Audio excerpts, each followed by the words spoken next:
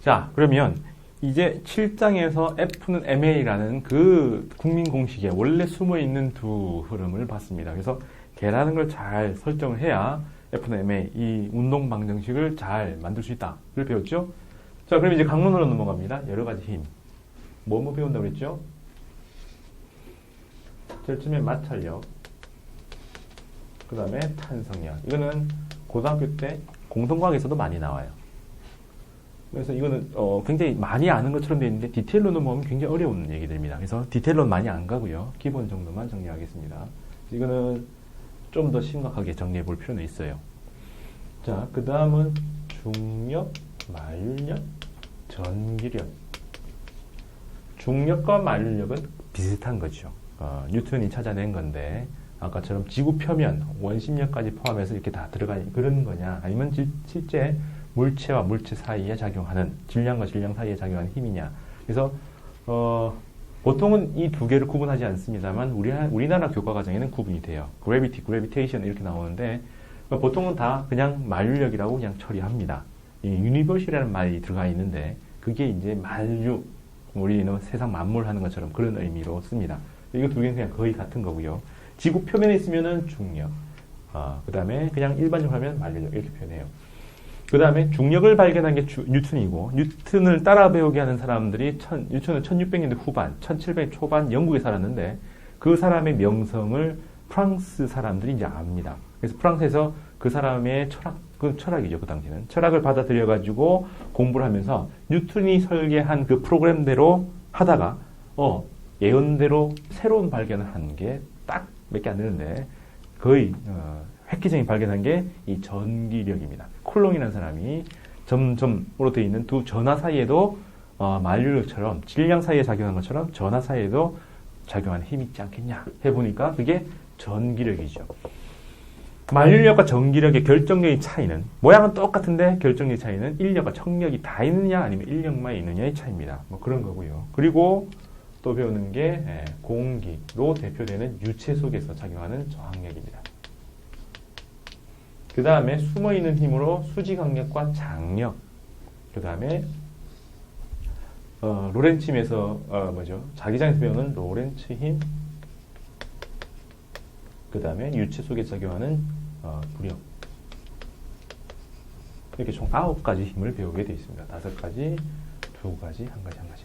그럼 오늘은 이건 다른 파트에서 다 배울 테니까 요거, 그 다음에 요거, 여기까지 배웁니다. 얘들은 아주 심플하기 때문에 그냥 흐름만 보면 돼요. 자, 우선은 요거에 대해서 의미와 크기, 그 다음에 방향까지 다 정리를 해 봐야 되는데, 뭐든지 어쨌든 공식화되어 있는 것들이 제일 중요하죠. 마찰력 하면은 뭐예요? F는 mu n 이렇게 나가야 됩니다. 그 다음 탄성력은 kx, mu n. 그 다음 여기는 kx. 얘들은 mg 혹은 g의 r제곱분의 mm. 전기력은 k의 r제곱분의 qq. 공기장은 마이너스 bv 혹은 bv 제곱 이렇게 쓰고요. 수지강력은 t라고 쓰고, 로렌츠 힘은 qvb 혹은 bil 뭐 이런 기호를 씁니다. 부력은 v로 g, 중력의 반대 이렇게 쓰죠. 이런 형태들이 있습니다. 근데 오늘은 제대로 보기 위해서 의미와 크기, 방향 이런 것들 다 보겠습니다. 자, 우선 제일 처음에 장력부터 한번 보죠. 아까 조금 전에 봤으니까 장력. 요즘 물리학회에서는 이걸 쓰기도 하는데 손 우리말로 바꾸자 해서 캥길 힘. 왜 캥기는지 모르겠지만 뭐 뒤가 캥긴다 그런 건 아니겠죠. 뭐 땡겼을 때 이게 팅팅팅 거리는 걸 갖다가 캥긴다라고 얘기를 하는, 번역한 것 같아요. 캥길 힘. 텐션. 그죠? 자, 얘들의 의미 혹은 호출 신호입니다. 기본적으로 어떤 조건이 있을 때 나오느냐인데, 장력은 그냥 실에 작용합니다. 실이란 질량이 없어야 되고요. 근데 고무줄이 아니고 실이라고 하고 용철이 아니고 실이라고 한다면 얘들은 길이 변화가 전혀 없어야 돼요. 그럼 여기서 대꾸되도록 길이 변화가 있는 것, 근데 또 질량은 또 없는 것, 이걸 우리는 실이라 하지 않고 뭐라 불러요? 용수철이라고 부릅니다. 그럼 용철에 작용하는 힘은 뭐라 불러요? 네. 탄성량이라고 부르죠. 그래서 장력하고 탄성량은 아주 유사합니다. 그래서 같은 자리에 대체될 수 있는 흐름이에요. 실 달아놓은 곳에 빼고 용철 달아놓을 수 있는 거죠. 그래서 이 둘은 연결되어 있다라고 생각하시면 됩니다. 그래서 질량이 없고 길이 변화가 없는 물체를 갖다 놓으면 실이네. 실은 장력이 작용하네. 그럼 그 크기는 기본적으로 외력하고 똑같습니다. 외력하고 똑같이 장력은 외력하고 똑같은 값으로 작용해요. 언제까지? 실을 쫙 당기면 외부에 주는 만큼 그게 딱 걸리게 되겠죠. 왜? 질량이 없으니까 힘의 소진이 일어나지 않습니다. MA 해봐야 0이니까. 힘을 딱 줘대 그 수도 꼭지가 전혀 없는 곳이니까 그 수도물이 그대로 전달되는 것처럼 힘의 소진이 없으니까 힘의 크기는 외부에 주는 만큼입니다. 언제까지? 실이 끊어질 때까지. 원래는 실 분자 하나하나가 작용, 반작용, 작용, 반작해서 주고받고 해서 체인으로 연결되어 있는데 그냥 그렇게 생각하셔도 돼요. 그래서 전부 다 외력이 똑같으니까 어떻게 그릴 수 있어요? 이렇게 그릴 수 있죠. 장력과 외력이라고 한다면 언제까지? 네. 끊어질 때까지. 한계가 있겠죠. 그럼 요 각도가 몇 도? 45도겠죠. 똑같으니까. 그렇게 돼 있고 그 다음에 얘들은 한 가닥. 실이 한 가닥이면 한 줄 내에 있으니까 거기서 소진이 전혀 없으니까 똑같은 크기가 계속하게 있죠. 그래서 실 한 가닥에는 한 종류의 장력이 작용합니다. 한 가닥인데 여기 장력 크기가 다를 수가 없어요. 그래서 이렇게 정리되고 그 다음에 방향은요. 목적을 봐야 돼요. 팽팽해지는 방향입니다. 그래서 양 끝에서 안쪽으로 작용합니다. 외부하고 붙어있는 곳에서 안쪽으로 실이 팽팽해지도록 작용하죠. 당기면 늘리려고 하면 안쪽으로 당기는 거죠. 문제는 용철하고 결정력 차이는 용철은 양쪽에서 밀어 넣으면 그에 반반을 해서 밀어내려고 하는 거고요. 줄여넣으면. 그 다음에 이걸 양쪽에서 이렇게 막 당기면 다시 당겨 넣으려고 합니다. 즉, 청력도 있고 인력도 있지만 얘들은 인력만 있습니다. 실을 매달하는데 실이 양쪽을 빡빡 밀고 있다? 말도 안 되죠. 실을 매달면 양쪽을 잡아주는 역할만 하지 이걸 밀어주는 역할을 못합니다. 어떻게 해요? 실 사이를 양쪽의 물체가 이렇게 많이 치고 들어오면 실은 그냥 풀어져가지고 아무런 작용을 못합니다. 근데 용철은 들어와도 밀어내려고 하고 나가도 다시 당겨 넣으려고 작용을 하겠죠. 그래서 용철하고 장력은 아주 유사한데 힘의 방향면에서 당기는 방향만 있는 게 실입니다. 용철은 당기기도 하고 밀기도 합니다. 그럼 만약에 꺾여 있으면 실이 한 가닥인데 이렇게 꺾여 있으면은 팽팽한 게 요 끝이니까 양쪽에서 안쪽으로 이렇게 작용합니다. 한 가닥이니까 전부 다 장력의 크기는 다 같아요. 요게 장력의 정의입니다. 자, 요 정도 정의만 가지고도 아까 예제 15번은 아까 해봤던 그 흐름이죠. 그래서 그거 가지고 처리를 할 수 있고요. 앞에 수돗물 비오도 해봤습니다. 예제 16번으로 가죠. 예제 16번은 아주 유명한 문제죠. 이체, 두 물체 문제라고 명명을 받는데 여기 M1, 여기 M2입니다. 자, C를 가지고 도르래에다가 딱 걸었어요. 여기 작용하는 힘은 이라고 하면 뭐가 있습니까? 말 안 해도 이건 알아야 되죠. 중력. 지구에 대한 얘기가 있으니까 항상 먼저 찾는 건 중력. 그 다음에 실이 걸려 있어요. 실이 근데 위로 탁 걸쳐 있죠. 그죠? 근데 몇 가닥입니까? 한 가닥이죠. 한 가닥이니까 전부 다 똑같은 크기가 양 끝에서 안쪽으로. 그럼 여기를 T1, T1, T1, T1인데 끝에서 안쪽, 끝에서 안쪽, 끝에서 안쪽, 끝에서 안쪽이라서 방향이 두 개가 나옵니다. 그럼 또 잘 보니까 이 도르래를 천정에서 매달고 있는 게 있으니까 여기도 또 장력이 있을 수 있는 거죠. 다른 실이니까 다른 장력이라고 해서 이렇게 표현할 수 있습니다. 그럼 작용하는 힘을 다 찾았어요. 아마 앞에서 배운 대로 얘들이 움직이면 힘이 남아 돌게 되면 가속도 운동을 하게 되어 있습니다. 가속도를 구하는 게 핵심이겠죠. 그럼 어떻게 해야 될까요? 동그라미를 쳐야 됩니다. 어디다 칠 건가? 동그라미가 하나, 둘, 여기까지는 돼요. 근데 이 둘을 묶은 동그라미는 안 됩니다. 왜? 동그라미 치는 때는 아무거나 해도 되는데 딱 하나, 유일한 그 제한이 가속도가 같아야 돼요. 근데 얘는 작으니까 올라가고 얘는 내려갈 거라는 게 너무 명확하니까 올라가고 내려가는 서로 다른 가속도가 있으니까는 한꺼번에 묶을 수는 없습니다. 그럼 이렇게 두면 자 1번 동그라미, 2번 동그라미 라고 하면 실로 되어 있으니까 얘가 올라가고 얘가 내려가는데 가속도는 다 똑같죠. 실로 연결했으면 SVA가 다 똑같아요. 똑같이 움직이니까 S도 같고 V도 같고 A도 같습니다. 다만 방향이 달라져 있어요. 크기는 같고 방향이 달라요. 그러니까는 속도나 가속도는 다 달라요. 근데 속력은 같고 가속도의 크기는 같습니다. 자, 그럼 여기는 위로 갈 게 명확하니까 걔를 둘러치니까 이거하고 이게 나오니까 T1 빼기 M1G 한 개 누구? M1의 A 이렇게 동그라미 치면요 내려갈 게 명확하니까 M2G에다가 빼기 T1이죠. 내려가고 그럼 이제는 얘 동그라미니까 M2A라고 해야 됩니다. 그럼 이걸 어떻게요? 두 개를 더해보니까 이게 흉흉 사라지죠. 그러면 M2G에다가 M1G를 뺀 걸 M1과 M2 두 개 다 더한 거다 이런 건데 이거는 여기서 안 나오지만 만약에 이 상태를 가지고 힘이 작용한 그대로 인정하면서 펴봐요. 그러면 얘는 그대로 밑으로 M2G가 작용하고 위에다 이렇게 만들 수 있겠죠. 그럼 위쪽으로 M1G 이걸 돌려서 위에다 탁 건 겁니다. 실을 팽팽하게 만들었어요. 중간에 꺾이지 않게. 그러면 요 둘 사이에는 이렇게 되겠죠. 그러면 둘 다 밑으로 가속을 하니까 이렇게 둘러치면 되겠죠. 그럼 요게 세 번째가 되어서 이렇게 수식을 써도 됩니다. 그러면 M1G와 M2G가 서로 반대 방향이니까 빼고 그 안에 포함되어 있는 건 두 물체 다 포함되니까 이렇게 돼 있죠. 그럼 이렇게 두 개 더 포함시켜버리면 장력은 사라지니까 여기에 T1이 사라지는 상황이 됩니다. 그래서 원론적으로 하면 이 두 개만 해야 되고 이제 좀 알면 머릿속에서 이렇게 힘을 그대로 놔두면서 실을 펴준다라고 상상해서 이렇게 바로 구해도 되는 그런 거죠. 그러고 나서 이 위에도 실이 딱 있으니까 이렇게 두면 이 도르래는 가만히 있습니다. 그래서 이걸 네 번째라고 두면 가만히 있으니까 밑으로 T1이 두 개, 그러니까 위로 T2가 한 개. 그러니까 이 움직 도르래 제일 위에 걸리는 힘은 T2는 T1의 두 배다.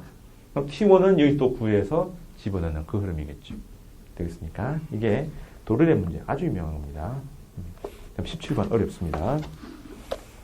바로 갈게요. 자, 17번은 똑같이 추가 천정에 적당한 각으로 매달려 있는데 제일 처음은 장력 T와 중력 mg에다가 외력 F를 딱 달아서 평형을 해놓은 거고요. 두 번째는 똑같은 천정이고 각도도 똑같은데 외력이 없는 상태예요. 그럼 요 순간만 딱딱 스틸 사진을 찍으면은 둘 다 이 각도까지는 똑같으니까 똑같은 조건이다 라고 해도 되는데 문제는 얘들은 평형 상태지요.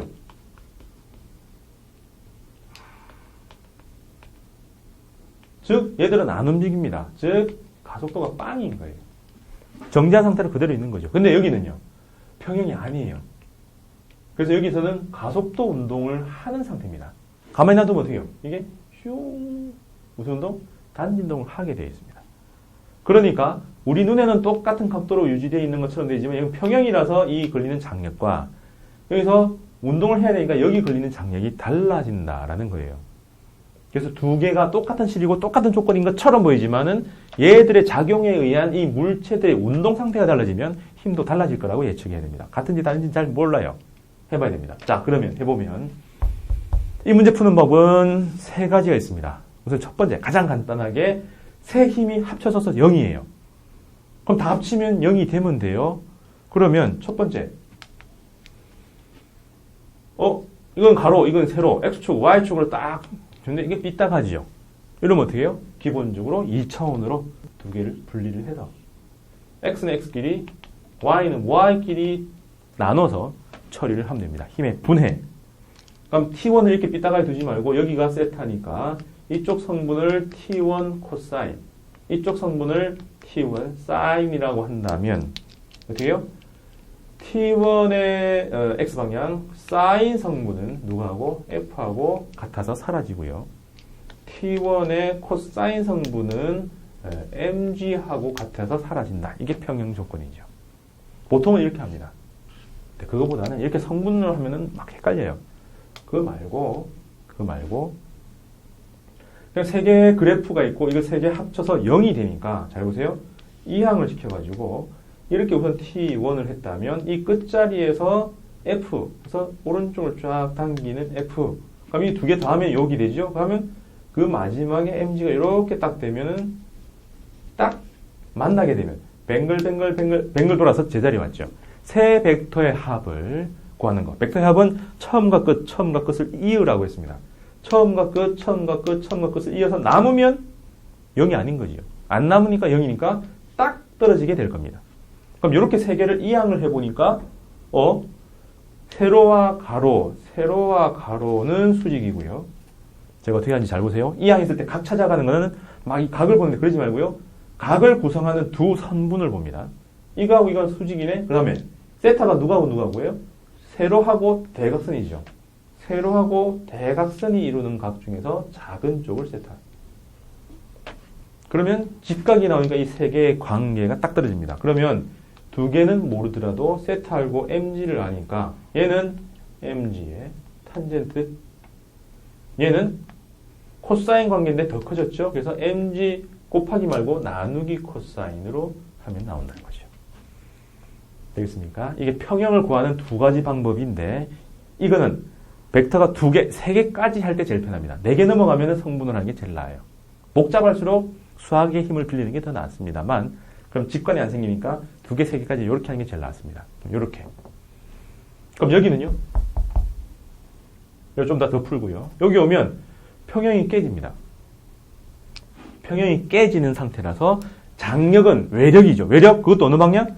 이 실의 나란한 방향으로 작용하는 외력 때문에 장력이 생깁니다. 실이 이렇게 돼 있는데 일로 당겨야지 장력이 생기지. 이렇게 돼 있는데 위로 당긴다고 장력이 생길까요? 안 생깁니다. 그래서 실하고 나란한 방향으로 당기는 힘에 의해서 장력의 크기가 똑같이 결정되기 때문에 얘들은 장력이 어떻게 생겼냐? MG 때문에 생겼어요. 근데 MG 때문에 다 생기는 게 아니죠. MG의 이쪽 성분. 그럼 이 수직으로 이렇게 딱 분리를 해야 됩니다. 하나를 두 개로 나눌 때 수직이 아닌 거로 하면 헷갈려요. 수직이 서로 상관하지 않은 거니까 이거 없애고 요 두 개를 쓰겠다면 항상 수직으로 나눠야 됩니다. 그러면 세타가 여기 있으니까 여기가 MG 코사인이고요. 여기가 MG 사인에 해당합니다. 따라서 아까 거하고 똑같은데 하는 것처럼 여기서는 이쪽 축으로 둡니다. 다른 축이죠. 그러면 어떻게 해요? MG를 두 개로 나눴는데 MG의 코사인 성분은 누가 있어서 없애버려요? T2가 있어서 없애버리니까 이쪽은 운동을 하지 않아요. 가속도 운동을 안 합니다. 근데 어느 만 남았어요? 밑으로. 네. MG 사인이 남았죠. 짝이 없어요. 이해됩니까? 사람은 항상 짝이 있어야 되잖아요. 그래서 남자, 여자 혹은 남자, 하여튼 여러 버전이 있겠지만 짝으로 이렇게 두 사람이 같이 살아야지 이제 편해지는데 혼자 있으면 어떻게 해요? 화성인 바이러스, 그 친구 내가 자주 얘기하는데 화성인 바이러스에 여자친구 없을 때 인형을 여자친구 삼아가지고 극장 들어갈 때도 티켓 끊고 놀이공간 있죠. 걔처럼 힘이라는 거는 항상 짝이 있어야 됩니다. 그래서 짝짝해서 없애주려고 했는데 혼자 있으니까 어떻게 해요? 질량한테 인형 옷을 입혀가지고 가속도 운동을 하는 거죠. 그래서 이 물체는 이 힘밖에 없습니다. 그래서 질량 M에 해서 가속도 운동을 한다. 어느 방향으로? 이 대각선 밑으로 방향으로. 이게 단지동에서의 복원력이 나옵니다. 그래서 이렇게 처리해요. 구해보고 나니까 어떻게 해요? 이 경우에 T2는 MG의 코사인입니다. MG보다 작아요. 그죠? MG를 분해한 거니까. 여기는 세 개 합쳐서 0이 돼야 되니까 MG하고 이 두 개의 관계가 커졌으니까 코사인분의 MG입니다. 몇 배가 됐어요? 네. 코사인 제곱분의 1배로 커졌습니다. 혹은 코사인 제곱배로 작아진 거죠. 느낌 오나요? 여기서는 이 힘 말고 이 힘도 있기 때문에 더 커지고요. 하나를 탁 뺐으니까 어쨌든 좀 줄 거라고 추정되죠. 그래서 크기가 작아졌습니다. 요 방법도 그나마 괜찮으면 여기서 F가 없어진 거라 보니까 이 방법 말고 세 번째 방법. 장력의 원론을 가지고 정리를 해보자. 그러면 장력은 이쪽으로 당기는 외력 때문에 생긴 거라면 방금 한 것처럼 중력을 이렇게 두 개로 나눈 거 하고 외력도 이렇게 나누면 안 되겠냐. 여기다 다시 쓸게요. 이렇게 돼 있는데 중력이 있습니다. 중력을 가지고 방금 한 것처럼 이거 말고 이 두 개로 장력을 만드는 거 안 만드는 거로 구분을 해보고 또 외력이 있다면 이 외력을 가지고 장력을 만드는 성분과 안 만드는 성분으로 분해하면 되죠. 자, 그러면 여기가 세타였으니까 여기가 세타입니다. 그래서 이쪽 성분이 mg 코사인이었고요. 여기는 mg 사인이었어요.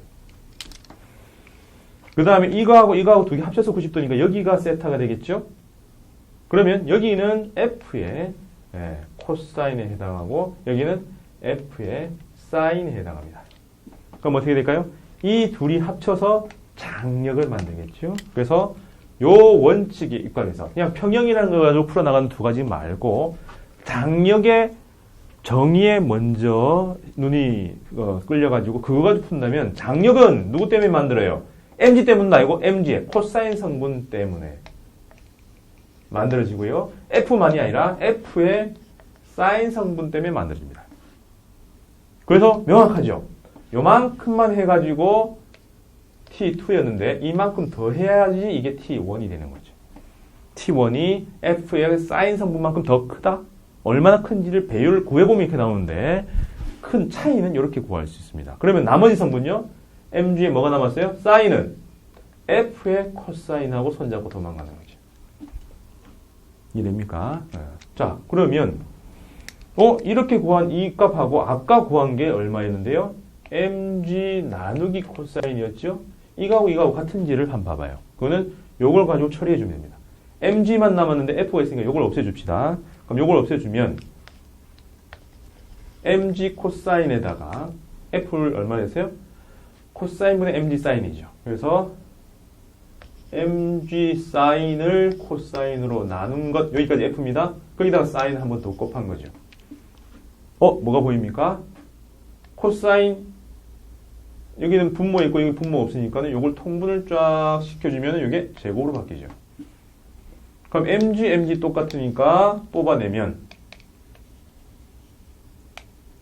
코사인 분해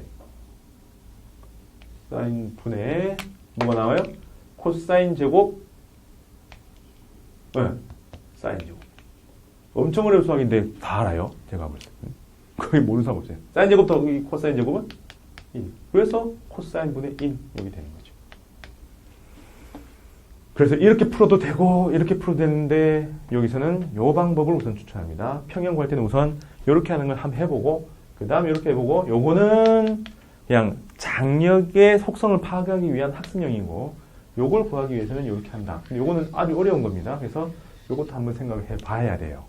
자, 장력은 아까 16번 같은 문제도 있고 17번 같은 문제도 있고 이렇게 나오는 것들이 일반적인 문제들입니다. 그죠? 정리하시고 그 다음에 수직 강력 갑니다.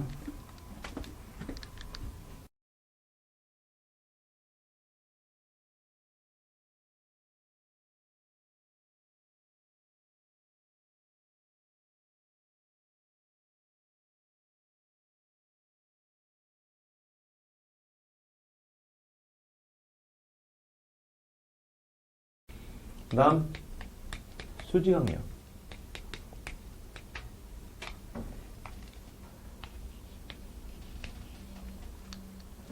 자, 그 다음 흐름을 볼게요. 자, 수직 강력은 의미, 언제 작용하는 힘을 수직 강력이라고 하느냐. 잘 생각하면 이 말의 의미에 휘둘리면 안 됩니다. 이거는 크기와 방향을 얘기해 주는데요. 두 물체가 접촉하였을 때요. 접촉이라는 게 당연히 두 물체를 전제를 하고 있죠. 두 물체가 접촉하고 있을 때 이 두 물체가 서로 파고들게 하지 못하도록 밀어내는 힘입니다. 그래서 두 물체가 접촉하고 있을 때 두 물체 사이에 작용하는 힘을 수직항력이라 불러요. 그래서 어떤 두 물체가 딱딱한 물체 두 물체가 이렇게 돼 있다면 요 두 개가 붙어 있는 요 지점에 작용을 해요. 그럼 그 크기는요? 똑같습니다. 또 역시 외력하고 같아요. 외부에서 눌러준 만큼 그게 작용을 하는 거죠. 이 두 개 그냥 가만히 놔두면 작용 안 하는데 양쪽에서 붙이려고 하는 그 힘에 의해서 이것들이 생겨납니다. 왜냐하면 원래는 붙이면 이게 찰흙이라면 찌그러져야 되죠. 근데 찌그러지지 않으려고 야 가지마 온다면 오지마 뭐 이 학력에 대해서 수직 학력에 대해서 여러분들이 지하철 타고 출퇴근해보면 다 나옵니다. 가만히 서 있는데 양쪽에서 막 오면 오지 말라고 밀어야 내가 찌그러지지 않지 아니면 막 찌그러지겠죠. 그것처럼 외부에서 물체를 찌그러뜨리려고 작용해주면 그것만큼의 힘을 줘야 얘들이 밀려나지 않더라도 그래도 멈춰 있습니다. 더 세게 밀면 튕겨가겠죠. 그럼 10을 줬는데 내가 20을 주면은 정당방위를 넘어가는 거죠. 정당방위, 자연은 기본적으로 정당방위니까 10주면 10주만큼 줍니다. 그 자연 법칙에 의해서 인간 생활도 규제하려고 한 게 저 이슬람 율법이죠. 주는 대로 이 코인이고 그래서 잘못한 거면 5대 정도 다 5대 막 때리고 뭐 그렇게 나가다 뭐 이 정도 수준인 것 같아요. 여튼 그런 겁니다. 그럼 방향은요? 그렇죠? 오는 방향 밀어 넣으려고 하니까 안쪽으로 넣으려고 하니까 뱉어내는 쪽으로 가야 되니까 두 물체를 접촉의 반대가 뭡니까? 분리죠. 분리되는 방향. 잘 생각하셔야 돼요. 원래 이 둘을 이렇게 반작용 이렇게 해서 쓰기도 많이 하는데 이러면 오 개념이 많이 생깁니다. 이렇게 하지 말고 간혹 이렇게도 하는데 접촉했으면 화살표는 받는 쪽에 줍니다. 누가 준지를 잘 모르기 때문에 힘은 받아놓은 그 받는 물체한테 표현을 하는 거라서 이렇게 하면 좀 오개념이 많이 생겨요. 그러면 이 두 물체 사이에 여기 작용하는 건 맞는데 얘는 이쪽으로, 얘는 이쪽으로 작용한다. 이렇게 해야 됩니다. 두 물체가 작용을 하기 때문에 작용 반작용의 관계라서 크기는 똑같고 방향 서로 반대가 되게 작용할 테고 접촉 때문에 외부에서 밀어 넣는 방향에 그걸 반항을 해서 생긴 거라서 떨어뜨리는 방향. 그래서 두 접점을 해놓고 분리되는 방향으로 방향을 잡으면 됩니다. 그래서 이 문제의 키워드는 두 물체가 접촉에 있다. 혹은 뭐 붙어 있다. 혹은 닿아 있다. 뭐 이런 말들로 본문이 구성됩니다. 이게 수직항력이야. 되죠? 그럼 여기에 예제 18번이 아까 장력하고 비슷한데 비슷하게 해서 관점만 봐봐요. 똑같이 M1, M2, M3인데 접촉을 해 있는 거로 만약에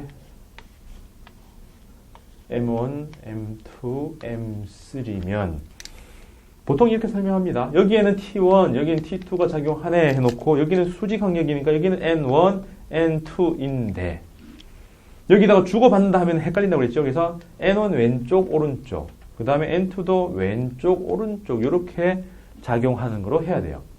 그럼 여기다가 똑같이 F를 주면 똑같은 자리 T1과 N1이 크기가 같은가?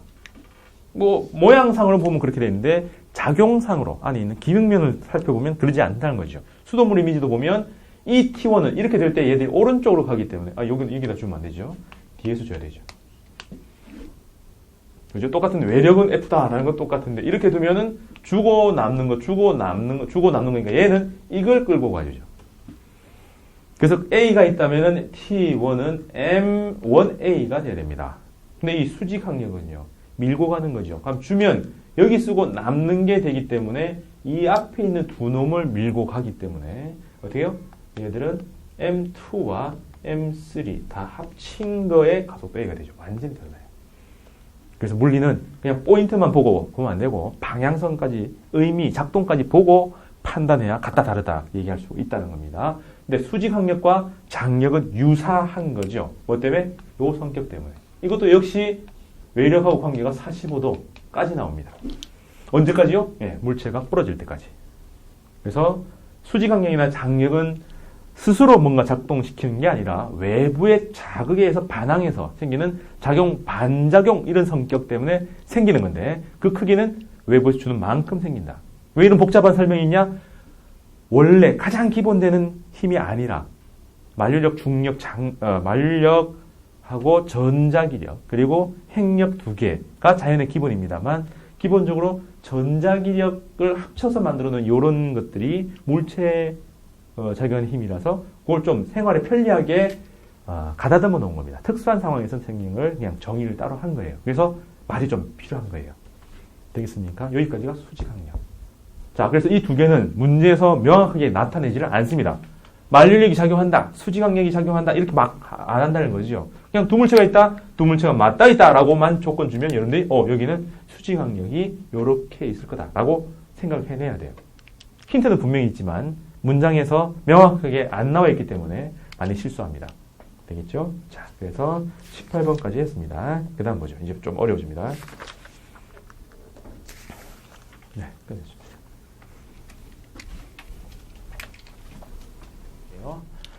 자, 그 다음은 마찰력입니다. 이제 조금 더 디테일하게 조건부로 힘을 정의를 해야 됩니다. 우선은 의미 혹은 여기는 호출 기호로 봐야 돼요. 무슨 조건이 있을 때 마찰력을 불러올 건가 생각을 해낼 건가. 뭐가 있을 때요? 그냥 마찰이 있다고 해야 돼요. 마찰이 있다라고 했는데 문제가 마찰이 없다라고 했는데 마찰이 있다고 주장하면 안 되고요. 또 웬만하면 그게 조건이 없으면은 별말 없으면 마찰이 있을 때는 있다라고 하지 암만 해놓고 마찰이 있는 것처럼 할 때는 거의 없습니다. 딱 한 케이스. 굴러가야 돼요. 어떤 물체가 굴러가기 위해서는 바닥과 이 공 사이에 마찰력이 있어야 됩니다. 왜? 공을 적어도 회전시키려면 외부에서 힘을 줘야 되는데 그 힘이 마찰력이라는 겁니다. 네, 그래서 이 굴러가는 조건일 때는 마찰력이 필요해요. 잘 생각해보면 빙판 위에서 자동차 갈 때 빙판 위에 마찰력이 없죠. 그럼 자동차 아무리 돌아도 헛돌지 나아가게 하지는 못할 겁니다. 그죠? 그래서 마찰력이 있을 때는 이게 필요한데 이 굴러가는 거는 마찰력이 무슨 마찰력이 작용하느냐 좀 더 배우겠지만 이거는 정지 마찰력이 작용해요. 면과 면은 계속 정지한 형태입니다. 쓸리지 않고요. 급출발, 급제동 안 하고 그냥 굴러간다면 살포시 밟고 지나가는 정도가 됩니다. 그래서 거기 작용한 힘은 그냥 정지 마찰력이에요. 이거는 강체에서 나오는 흐름이고요. 있다라고 할 겁니다. 그럼 그 크기 그리고 그 방향이라고 하면은 한꺼번에 한 놈만 정리되는 게 아니에요. 왜? 마찰력이 세 종류가 되기 때문에. 물체의 원래 힘은 뭐하고요? 운동 중에서 가속도하고 연결되죠. 그래서 힘은 가속도로 연결돼야 되는데 특이하게도 이 마찰력은 속력, 즉 움직임에 따라서 마찰력의 종류가 달라집니다. 그래서 이 케이스는 움직이는 상태를 보고 세 종류로 가릅니다. 정지하고 있을 때, 그 다음에 움직일 때. 그럼 정지하고 있을 때 작용하는 힘은 당연히 정지하고 있으니까 정지마라고 하겠죠. 마찰력. 그럼 움직일 때는 운동 마찰력이라고 할 텐데 그때 크기가 정지했을 때는 외력하고 똑같아요. 많이 봤죠? 수직항력, 장력 똑같이 정지 마찰력까지 외력과 똑같은 크기가 작용합니다. 그렇죠? 내가 이렇게 딱 서 있을 때 나는 원래 가만히 있어요. 근데 나를 움직이려고 누가 밀어요. 미는데 5N을 주면 내가 3을 마찰력으로 작용하면 밀려가겠죠? 5만 딱 주면 안 밀려가는데 5를 줬는데 10을 하면 내가 튕겨가겠죠. 밀려고 탁 미는데 튕겨온다? 말도 안 되는 소리죠. 그래서 기본적으로 멈추기 위해서 외부 자극을 없애는 정도다. 외부에 민감하게 할 때는 항상 똑같이 작용합니다. 그래서 정지 마찰력은 외부와 똑같다. 수직항력, 장력과 똑같아요. 근데 일단 움직이게 되면 항상 일정하더라가 실험의 결과입니다. 관찰의 결과지요. 그래서 일정하게 작용하더라. 그럼 여기서 이 부분 수직항력, 장력은 물체가 끊어지고 부러지는 것까지인데 마찰력은 어떻게 되어 있는가를 잘 보면 기본적으로 마찰력은 두 물체 사이에 용접이 되어 있어서 붙어있는 상태예요. 붙어있는 게 끊어지는 거죠. 근데 이 붙어있는 게 끊어지는 것은 이 재질이나 습도나 온도 따라 다 달라지기 때문에 특수한 조건 따라 달라집니다. 더 중요한 것은 이게 얼마나 꽉 붙어있느냐지요. 물체를 본드칠을 할 때도 슬쩍 눌러놓으면 잘 안 붙는데 양쪽에서 꾹 눌러주면 두 개가 딱 잘 붙게 되어 있죠. 그런 것처럼 두 물체가 잘 붙으려면 꾹 눌러줘야 됩니다. 꾹 눌러주면 뭐가 생겨요? 두 물체 사이에 반발력, 수직항력이 생기죠. 그래서 이 둘이 붙어서 견딜 수 있는 정도는 무엇에 따라 달라진다? 수직항력에 따라서 달라진다. 누르는 정도가 심해지면 꾹 누를수록 붙어있는 정도가 커지고 그럼 정지해서 작용할 수 있는 한계가 점점점 커지는 거죠. 그럼 이걸 딱 도달하면은 요때까지 견딘다도 되지만 요때부터 움직인다. 그럼 요것도 움직이면서 작용하는 힘도 어차피 눌러놓은 정도에 따라 달라지니까 얘들도 수직 항력에 비례한다가 되겠죠. 그럼 물리에서 혹은 수학에서는 비례를 없애고 이꼴하려면 이꼴하려면 뮤인데 이 두 개는 값이 달라요? 그래서 이걸 뮤 프라임이라고 붙입니다. 근데 이거는 뭐예요? 정지 마찰력 중에 최대지요. 그래서 요렇게 되어 있는 요걸 갖다가 요걸 이꼴 되는데 요걸 최대 정지 마찰력이랑 따로 부르죠. 그냥 정지 마찰력은 외력과 똑같고요. 그 중에 최대 정지 마찰력은 뮤n이라서 써서 외력, 수직항력과 비례하는 값이고 뮤는 줍니다. 그 다음에 운동함 작용하는 건 여전히 뮤 프라임 n인데 또 뮤 프라임은 뮤보다는 작죠. 그래서 이거는 줍니다. 그래서 뮤 프라임 n 이렇게 써요. 그래서 둘 중에 어떤 힘이 셋 중에 뭐가 작용하느냐는 거는 정지하고 있느냐, 움직이고 있느냐. 힘은 원래 가속도하고 연결되어 있는데 운동하고 연결시켜가지고 봐야 되는 아주 특이한 상황입니다. 이게 마찰력이에요. 그럼 방향은요? 명확하죠? 정지했을 때는 외력이 주는 그거에 반대죠. 반대 방향으로만 그냥 객인성으로 작용하면 됩니다. 작용 방향처럼. 그 다음에 움직이고 있다면 당연히 움직이는 방향의 반대 방향이죠. 왜? 마찰력은 움직이지 않으려고 하는 방향으로 작용하니까 멈추려고 하는 게 마찰력이죠. 그래서 이렇게 작용을 하면 됩니다. 됐죠? 네. 그래서 마찰력은이라고 하면 뮤n 해도 이제는 틀려요. 보통 뮤n이라고 했는데 뭐 3개입니다. 그래서 이 그래프를 띄워야 돼요. 이 중에서 지금 어떤 마찰력이 작용하는지를 봐야 돼요. 정지 마찰력이라면 외부에서 주는 만큼이기 때문에 외력이 뭔지를 봐야 정지 마찰의 크기를 알 수가 있겠죠. 그래서 보통은 딱 떨어지는 요걸 문제가 많이 내고 어려워질수록 이 정지 마찰력 지점에서 문제가 나옵니다. 되겠습니까? 자, 뭐 그런 정도요. 자, 그러하면 물체를 빗면 위에 올린 케이스를 한번 봐요. 자, 이 물체한테 마찰력이 있다라고 되어 있습니다. 그러면 이 물체에 작용하는 힘, 뭐뭐 보일까요? 우선 지구 표면에 있으니까 얘들은 지구 중력을 받고 있을 거고요. 그 다음에 빗면에 맞닿아 있으니까 뭐가 작용합니까? 수직 항력이 작용하죠. 그러면은 두 물체가 분리된 게 이쪽이니까 물체는 위쪽으로 수직 항력, 빗면에 이쪽으로 수직 항력인데 우리는 물체 관심이니까 이 밑은 뺍니다. 그 다음 마찰력은요. 정지하고 있으면 외력이죠. 외력이라는 게 외력의 합입니다. 알짜입니다. 그러면 이렇게 되면 물체가 어디로 갈 것 같아요? 쉽게 생각하는 거는 그냥 마찰력이 없었다면 갈 방향의 반대 방향입니다. 마찰력이 없으면 내려가겠죠? 그래서 마찰력의 방향은 위쪽. 그럼 이게 작을 때는 적당한 마찰력이 생겨요. 이거는 정지 마찰력이죠. 그죠? 되겠습니까? 자, 그럼 이 상태에서 평형이에요. 평형 어떻게 하랬죠? 3개면은 화살표 이어서 가도 되고 여기서 보니까 가로 세로가 요 축으로 만들어 놨으니까 요 2개로 만들어서 mg를 분해해서 쓰는 게 낫겠죠.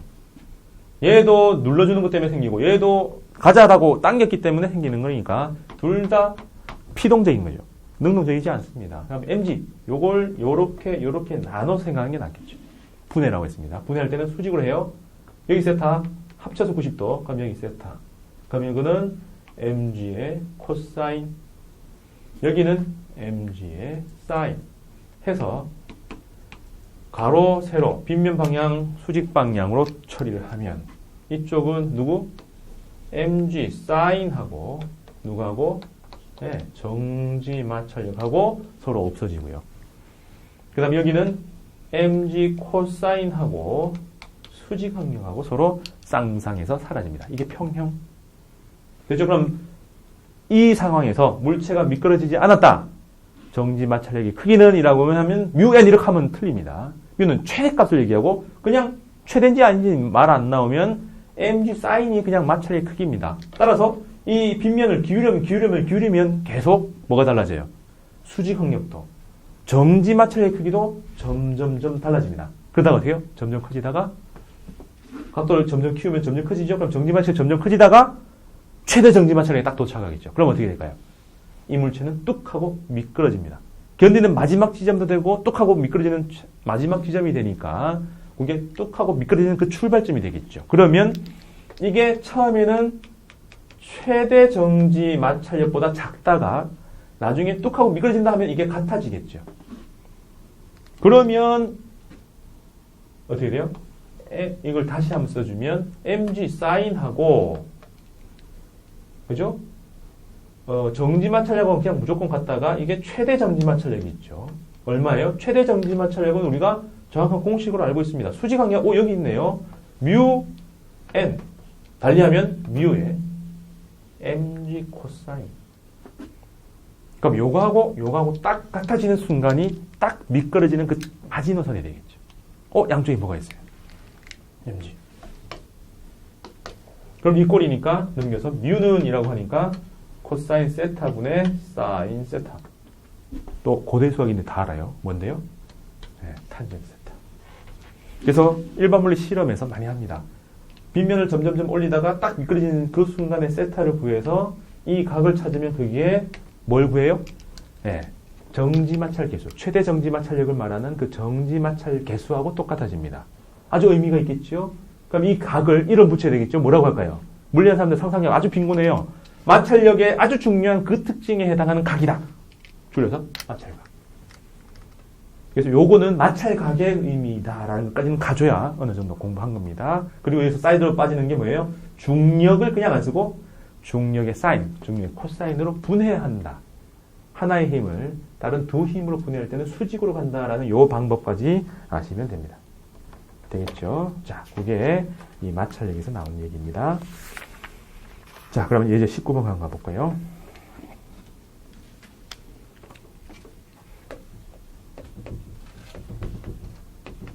자, 예제 19번으로 가서 자동차가 달리고 있는데 급브레이크를 밟았다, 미끄러지면서 되었다, 마찰 개수 뭐 이렇게 나왔죠. 그럼 마찰력이 있는 겁니다. 그러면 아주 특징적인 건데요. 수평면에서 자동차가 속도 v0로 달립니다. 브레이크를 빡 걸면은 어느 방향으로 작용해요? 네, 운동하는 반대 방향으로 작용하죠. 뭐가? 운동 마찰력이. 그죠? 그럼 운동 마찰의 크기는요? 이건 무조건 기계적이죠? 뮤 프라임 n인데 여기서 n은 뭔데요? 운동은 오른쪽으로 가지 아래 위로는 안 합니다. 밑으로는 뭐가 작용해요? 밑으로는 중력. m이 없는데 m 쓰면 되겠죠? 그러면 위로는 이게 수직 항력이고 얘들이 서로 같으니까 뮤의 mg 이렇게 쓰면 되죠. 그죠? 네. 그래서 요 뒤쪽으로 작용을 하더라 라고 하니까 동그라미 뿅 치니까 m 수직 항력은 mg하고 같고요. 그 다음에 수평 방향은 뭐밖에 없어요? 외력이 뭐예요? 이거밖에 없는 거죠. 그래서 뮤 프라임 mg.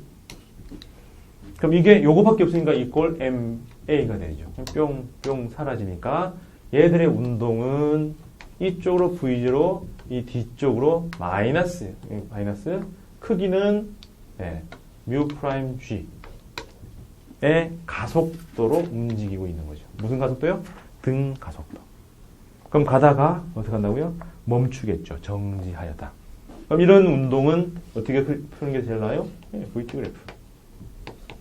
그럼 제일 처음에 v0로 뿅. 그 다음에 가속도니까 올라가요, 내려가요, 옆으로 가요. 그죠? 내려가겠죠? 뚫고 내려가나요? 아니요. 마찰력은 뚫고 내려가지 못합니다. 정지하면 그 다음부터 딱 붙어가지고 안 움직여요. 반대로 안 갑니다. 그죠? 끝. 근데 이 가속도의 크기가 마이너스면서 뮤 프라임 g죠. 그럼 명확하죠. 몇 초 만에? v0 안에 뮤 프라임 g가 몇 개 들어가 있느냐. 그럼 그때 이동 거리. 제동거리죠. 브레이크 빡 밟고 이동하는 거리. 얼마요? 2분의 1에 v0의 뮤 프라임 g의 v0. 따로따로 하는 게 낫겠죠. 눈에 볼 수 있게, 눈에 보이게. 돼요? 그래서 이렇게 나오니까 최종 거리를 잘 보니까 어떻게 돼요? 자동차의 질량과 관계가 없습니다. 뭐에만 관계 있어요? 자동차와 지면 사이에 이루어지는 이 마찰 계수지요. 그래서 바퀴가 매끄럽게 되어 있는 것들은 뮤값이 작을 테니까 뮤값이 작으니까 제동거리 길어지겠죠. 그럼 바퀴가 거칠거칠하게 되어 있으면 뮤값이 커지겠죠. 그죠? 조금만 힘에 대해서도 마찰력 많이 만드니까 뮤값이 커지면 제동거리가 짧아집니다. 스노우 타이어. 그죠? 아니면 경주용 타이어 다르겠죠. 이해됩니까? 그런 흐름이에요. 그래서 질량과 상관없이 수평으로 달릴 때 마찰력의 작용은 질량과 상관없이 똑같이 작용하는 거죠. 그래서 고속도로 달리는 거 보면 자동차 종류에 따라서 최고 속도가 달라요? 아니잖아요. 티코는 뭐 80km, 뭐 그랜저는 250km 이렇게 안 하잖아요. 전부 다 모든 자들은 최대 얼마 이상 내지 마라. 그럼 위험하다. 이해됩니까? 제동거리가 비슷해요. 그러면 만약 속도를 2배 만들면 제동거리가 몇 배 될까요? 속도를 2배 한다 하더라도 뭐가 안 달라져요? 작용하는 마찰력이 그대로고 가속도가 그대로이기 때문에 초속도만 달라지고 가속도는 그대로니까 VT 그래프가 어떻게 바뀝니까? V가 2배가 되면서 기울기는 똑같이 가겠죠.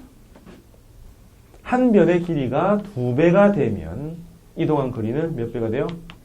4배가 되겠죠. 그죠? 에너지 개념하고 똑같습니다. 속력이 2배가 되면 운동 에너지가 4배가 되니까 이동 거리는 4배가 돼야 돼요. 그런 것처럼 뭐 이동 거리는 VT 그래프만 봐도 알죠? 그래서 4배가 된다. 그래서 빗길에 속력을 많이 줄여야 된다. 뭐 이런 얘기가 많이 나옵니다. 되겠습니까? 네, 이렇고요. 20번 가보죠.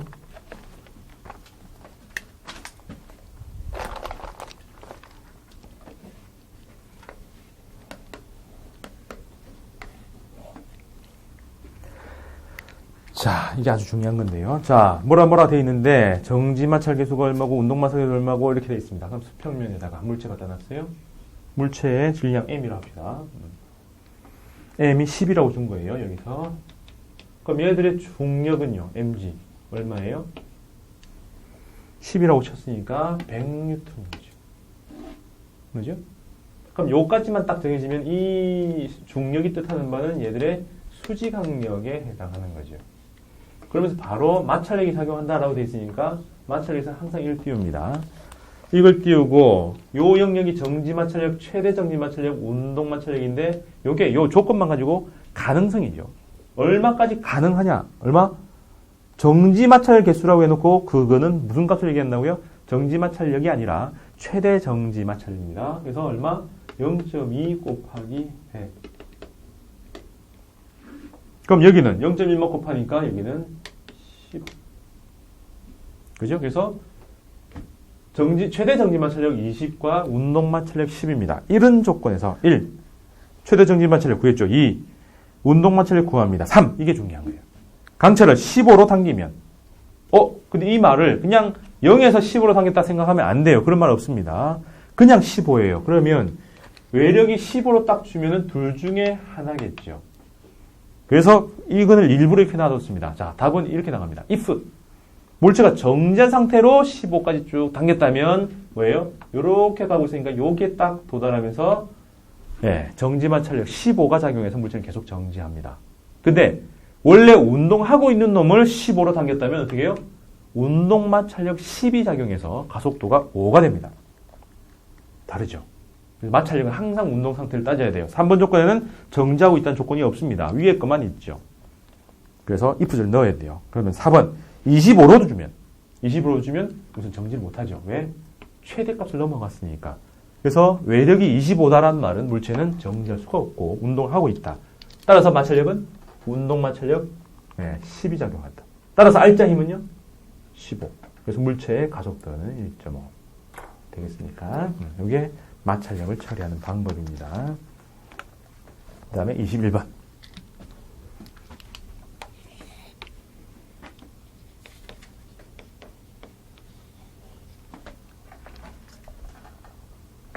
자, 요걸 잘 봐야 돼요. 이게 제일 핵심인데 마찰이 나왔을 때 굉장히 어려워집니다.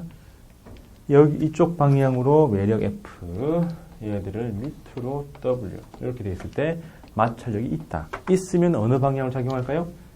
뒤로 작용하겠죠. 뒤로 작용하는데 이 힘이 정지마찰력일까요? 최대 정지마찰력일까요? 운동마찰력일까요? 문제를 봐야 되죠. 당겨서 쭉 당기다가 F0가 딱 되는 순간 물체가 움직이기 시작했다. 그럼 F0일 때 최대 정지마찰력이 되고 작으면 그냥 정지마찰력이 됩니다. 그럼 F0 넘어가면 최대 정지마찰력이 있다가 바로 넘어가서 운동마찰력으로 샥 바뀌는 상태가 돼요. 따라서 이 문제는 정지 상태에 있다가 운동 상태로 변하는 그걸 다 포함하고 있죠. 그럼 정지 상태에 있다면 이 F는 정지마일 테고 운동 상태에 있다면 이거는 운동마이겠지요. 운동마찰력. 자, 그러면 정지하고 있으니까는 평형이니까 여기에 표시하지 않은 또 다른 힘이 있죠. 지구에 있으니까 중력, 외력에 있으니까 외력, 마찰이 있다고 했으니까 마찰력, 운동하려는 방향이 반대 방향. 또 하나는 붙어 있으니까 수직항력. 이 네 힘이 평형이죠. 평형이 깨졌습니다. 그죠? 자, 그러면 4개 이상 되니까 X축, Y축으로 갈라야 돼요. X축은 누구요? F 혼자 삐딱 하죠. 그래서 이 F를 2개로 나눠요. 그죠? 이게 세타로 되어 있으니까 이게 F의 코사인 세타, 이게 F의 사인 세타. 그럼 X는 F의 코사인을 마찰력이 이겨내면 되죠. 똑같은데요. 그 다음에 수직 방향은 이제 F의 사인 혼자 아니고 수직 항력과 합쳐서 이걸 찾아내죠. 이게 평형 조건입니다. 그래서 정지 마찰력은 μn 이러면 안 돼요. 정지 마찰력은 그냥 F의 코사인과 같다 하면 됩니다. 그러다가 어떻게 돼요? 이놈이 F0가 딱 되는 순간 이놈이 뭐가 됩니까? 최대 정지 마찰력이 되죠. 그죠? 그럼 최대 정지 마찰력은 크나 같고 뭐보다? 정지 마찰력보다요. 정지 마찰력은 항상 얼마예요? 네, F의 코사인. 그래서 이거는 F의 코사인 정도였는데 이게 가다가 최대 정지 마찰력이 되면 되는데 최대 정지 마찰력이 되는 거는 뭔데요? 여기 나오는 n에다가 n 하는 거죠. 되겠습니까? 그러면 이 n은 이 두 개 빼기로 나오니까 μ에 W에서 F0 사인 세타를 한 게 F0 코사인과 같아지는 요 상황이 딱 분리되는 순간이죠. 평형 상태에 있다가 요 정도 그냥 부등호 요 정도에 있다가 분리된다 하면은 요게 F0로 딱 바뀌면서 요 지점이 요렇게 가면서 원래는 부등호였는데 요게 0으로 딱 바뀌는 요게 이제 분리된 그 시점에 해당합니다. 분리되고 나면 어떻게 돼요? 운동을 하겠죠? 어느 방향으로? 오른쪽으로. 그러면 운동이 생기고 XY 조건이 달라집니다. 운동 어느 방향으로 해요? 이렇게 당겨서 운동을 할 때 이렇게 날아갈 리는 없죠. 서서히 당겼으니까 오른쪽으로 갑니다. 그럼 어느 쪽으로 운동을 안 해요? 네. Y쪽은 운동을 안 해요. 그럼 여전히 같아요. 그럼 X방향은요? 이제는 마찰력이 외력을 이길 수가 없죠. 좀 남는 게 있다는 거죠. 그럼 어떻게 해요? F의 코사인 있고 여기서 운동 마찰력을 뺀 게 남았죠. 그래서 MA가 나옵니다. 아까 이거하고는 바로 직결되지 않죠. 그죠? 그래서 부등호가 생기는 상황이었는데 이제는 운동 마찰력이 있으니까 이 둘은 연결되죠. 어떤 관계로? μ 프라임의 n 이 F 프라임으로 갑니다. 되겠습니까? 운동하게 되면 이제 이렇게 넘어간다는 거죠. 그러면서 가속도가 하나 더 생긴다. 되겠습니까? 그래서 운동 마찰력, 정지 마찰력을 해석할 수 없는 이런 그냥 일반적인 마찰력이 작용할 때는 정지했느냐, 운동했느냐를 찾아봐야 되고요. XY를 찾아봐야 되지만 그 둘 사이의 관계도 있어서 굉장히 복잡한 6개의 정도의 수식을 써야지 문제의 변화가 다 드러나는 그런 문제입니다. 어렵죠? 자, 이렇게 해서 어려운 얘기 세 번째까지 왔습니다. 잠시 쉬고 들어와서 탄성력하고 나머지 얘기들을 조금씩 더 하겠습니다. 자, 제일 내용이 많은, 정보가 많은 단어입니다. 그래서 조금 오래 가고 있죠. 여러 가지 힘. 이제 네 번째죠. 네 번째 탄성력. 탄성력 아까 좀 나왔죠. 언제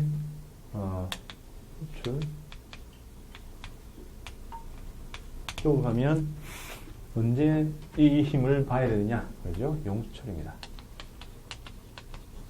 용수철이라는 것은 보통 용수철만 나오는데 좀 어려운 문제에서는 고무줄도 나와요. 고무줄로 넘어가면 조금 더 어려워집니다. 근데 거의 대동소이하고요. 용철, 스프링 똑같은 얘기죠. 질량 없어야 되고요. 질량 없다라는 것은 외부에서 힘을 줬을 때 그 물체에서 어떤 힘의 변화가 생기면 안 된다는 얘기예요. 소진되면 안 된다는 얘기고, 그 다음에 얘들은 늘어나기를 해야 됩니다. 길이의 변화가 생겨야 돼요. 그 다음에 그 크기는 기본적으로 외부에 주는 만큼 생기는 게 이때까지 얘기하고 비슷한데, 이 다른 얘기는 이 용철의 모양을 보면 알 수 있어요. 원래 모양이고요. 원래 가만히 있을 때 요만큼 있는데 여기에서 변화입니다. 이렇게 줄어들 수도 있고 늘어날 수도 있죠. 그래서 이런 변화를 델타 X라는데, 여기서부터 탄성력의 크기를 알 수가 있어요.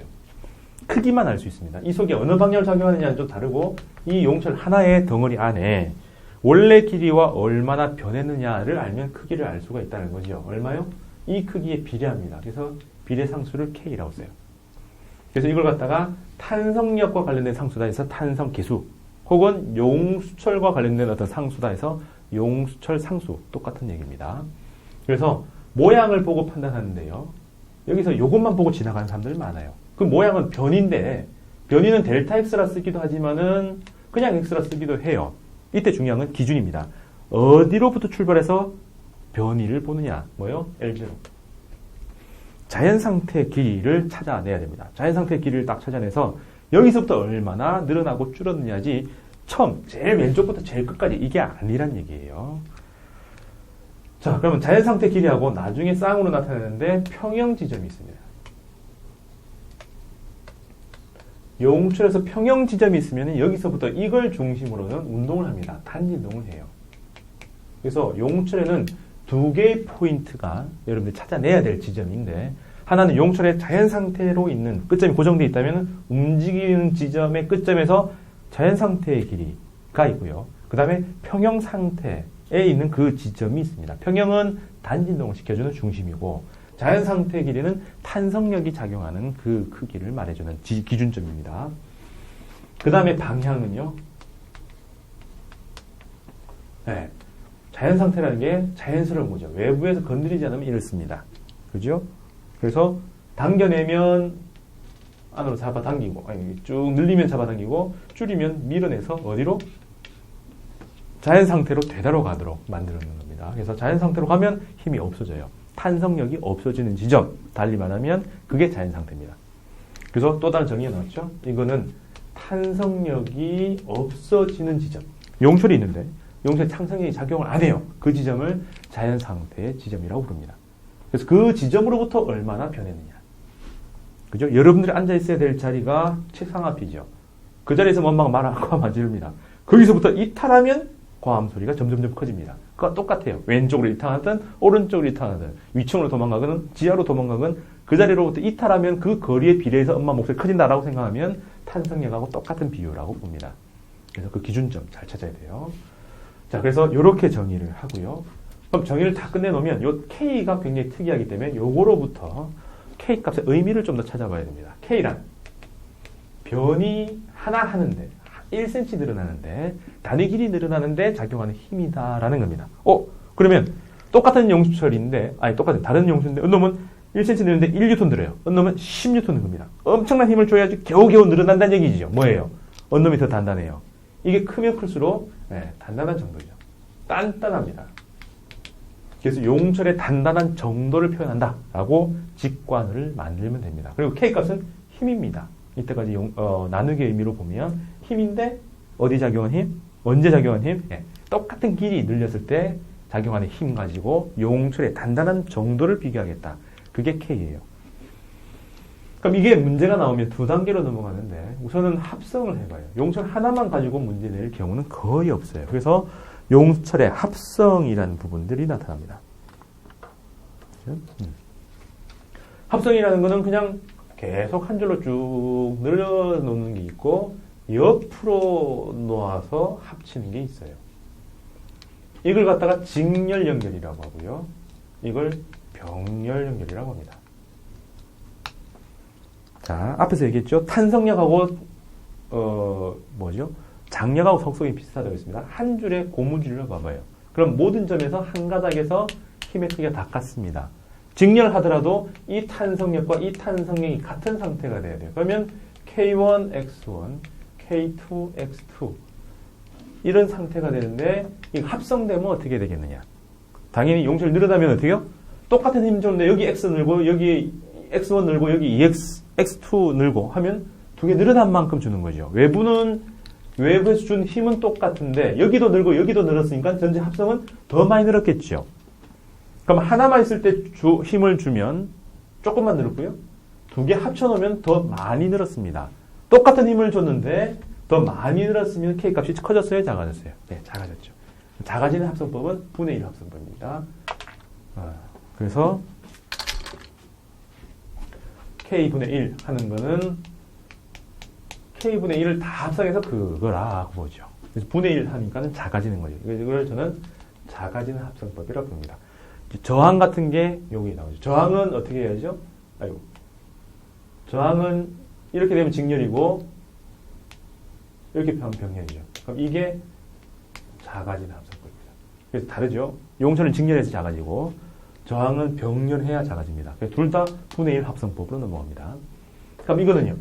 이걸 단위 길이 늘릴 때는 여기도 힘을 줘야 되고 여기도 힘을 또 다른 힘을 줘야 되죠. 이 둘을 합쳐야 전체 힘이죠. 따라서 똑같은 길이 늘리는데 하나보다 두 개, 두 개보다 세 개가 더 많아집니다. 작용하는 힘이. 그래서 커지는 합성법입니다. 커지는 것은 그냥 더해요.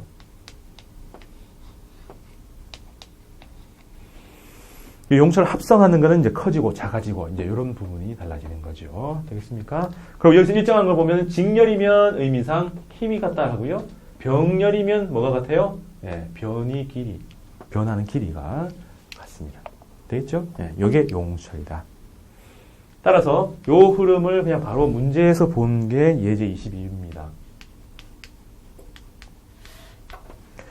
용처 이렇게 뿅 두 개를 무슨 연결?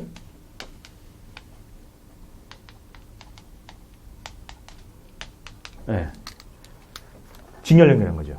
그러면 왼쪽에 있는 게 K, 오른쪽에 있는 게 2K. 자, 느낌 보죠? 얘가 더 단단해요. 단단한 놈은 오른쪽입니다. 근데 양쪽에서는 똑같은 힘을 줍니다. 당연히 이쪽을 당겨서 왼쪽이 없으면 끌려가 버리니까 탄성이 안 걸려요.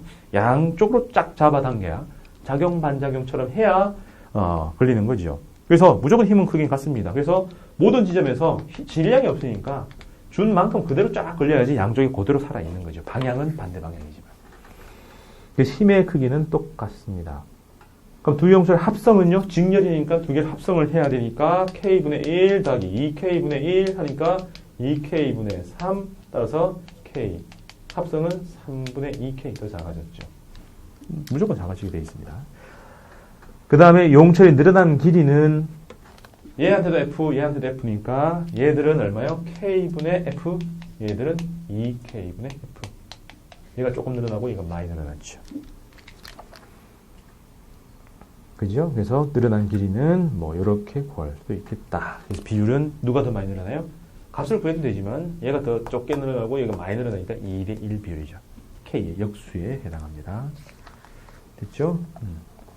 그럼 23번은 장력과 탄성력의 차이를 보여주는 겁니다. 23번 예제.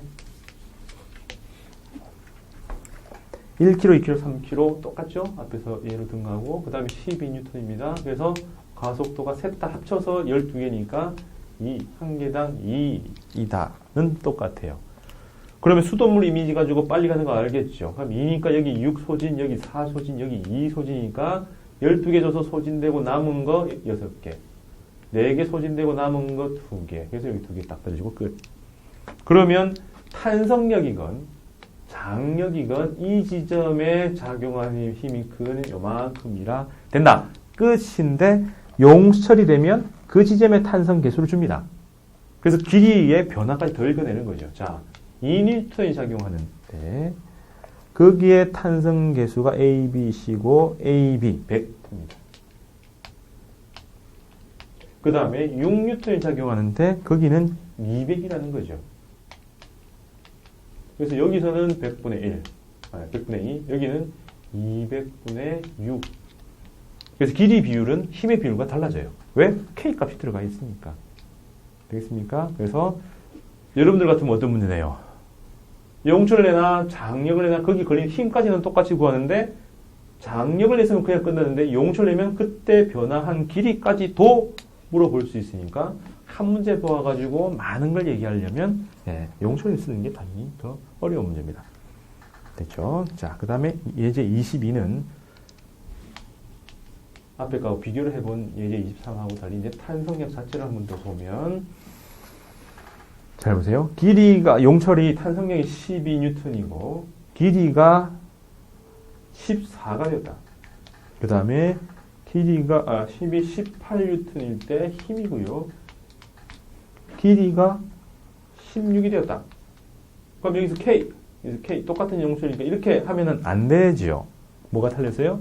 F는 KX라고 되는 게 아니라 델타 X가 되죠. 그래서 빼기 L0가 나와야 됩니다. 이게 정확한 수치죠. 그 길이가 아니라 길이의 변화를 집어넣어야 되는 겁니다. 그래서 K, L0 두 개를 가지고 연립방식 풀면 나옵니다. 나옵니다라는 얘기는 난 안 풀겠다는 얘기죠. 이것도 되는데 잘 보면 잔머리 조금만 더 굴리면은 굉장히 쉽게 풀 수 있습니다. L0의 의미가 뭐였어요? 힘이 0이 되는 그 순간의 길입니다. 18, 12, 그 다음에 이게 몇 차이죠? 18에서 12니까 6 차이죠. 그러면 6, 그 다음에 빵 가면 요게 딱딱딱 순서대로 가니까 16, 14, 12, 10 가면은 요 딱 세트가 나오죠. 힘이 없어지는 그 순간. 그래서 바로 그냥 L0가 나와요. 그죠? 그래서 L0란 힘이 탄성력이 제로가 되는 그 순간이니까 얘는 10으로 그냥 바로 딱 나오게 되어 있습니다.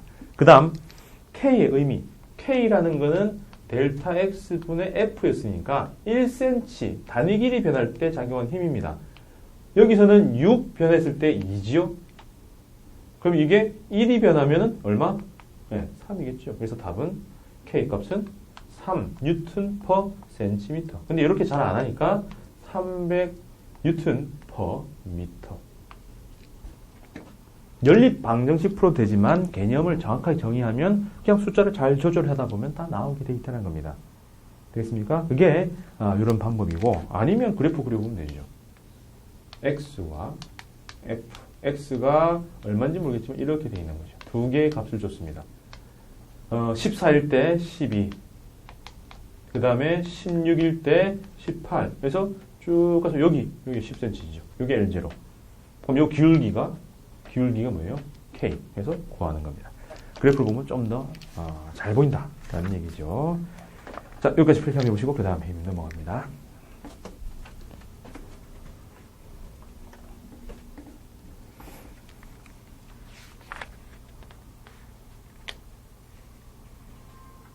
다 설명해보네.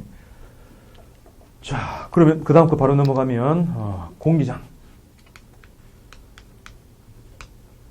이렇게 바로 넘어가는 이유가 그 다음에 있는 만류력, 전기력, 중력, 그 다음에 로렌츠 부력 같은 거는 아까 그냥 설명한 거로 가름하고 나중에 나올 때 다시 더하죠. 자, 공기장. 이거는 유체 속에서 작용합니다. 유체에서는 두 가지예요. 그냥 잠겨만 있어도 움직이거나 말거나 상관없이 잠겨만 있어도 작용하는 힘이 있고요. 그 속에서 움직여야만 작용하는 것. 그건 뭐가 더 엄격한 거예요? 당연히 움직인다는 것은 잠겨 있어야 움직일 수 있는 거죠. 그래서 잠겨 있기만 해도 움직이건 안 움직이건 상관없이 작용하는 힘, 뭘? 부력이라고 부릅니다. 그럼 움직여야만 작용하는 힘을 여기서 말하는 저항력이라 불러요. 그 유체 중의 대표를 공기라 집어넣은 겁니다. 그래서 얘들은 유체란 말과 움직임이라는 말이 합쳐져야 공기장이 있다라고 합니다.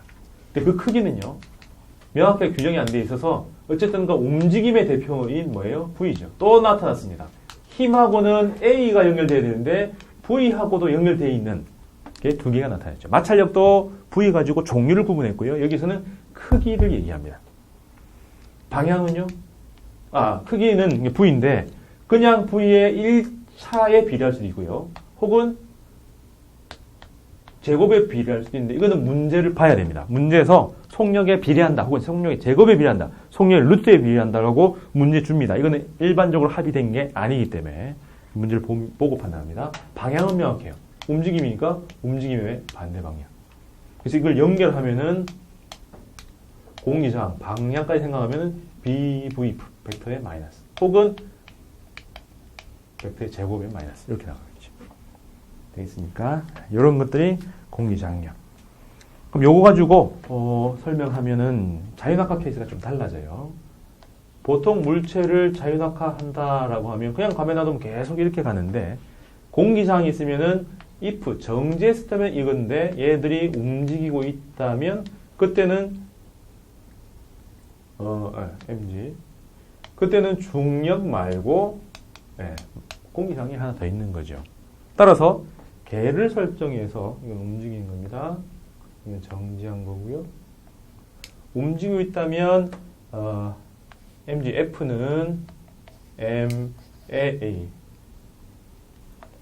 a 이렇게 해서 a가 나오고요.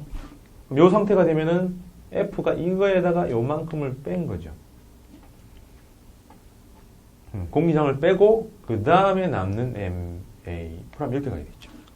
따라서 정지하고 있을 때는 가속도가 중력 가속도와 똑같이 작용을 하는데 일단 움직이기 시작하면은 이 가속도는 얼마?